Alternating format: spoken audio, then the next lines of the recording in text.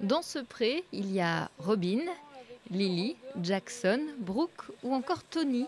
Ces 10 moutons qui portent tous le prénom d'un héros d'une série américaine sont au cœur d'un projet de recherche à l'INRAE de Nouzilly.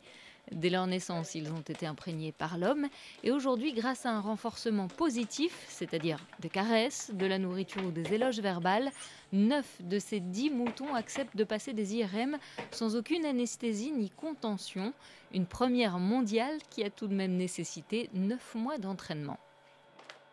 Dans la bergerie, on a créé une fausse IRM.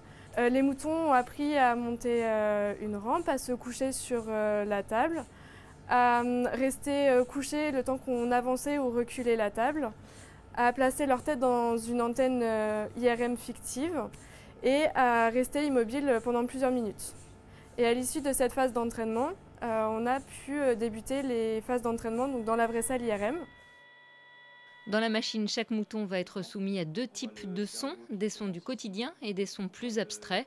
L'objectif, c'est de voir les zones du cerveau qui vont réagir en fonction des sons entendus.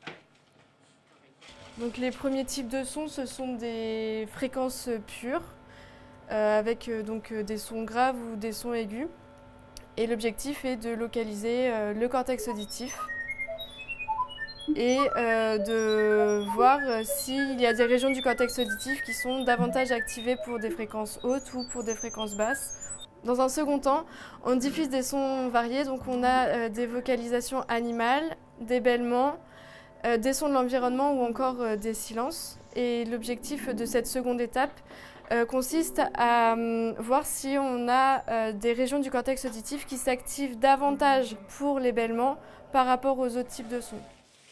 À terme, il s'agit de comprendre comment les moutons communiquent à travers leurs bêlements et si des sons sont plus agréables pour eux que d'autres.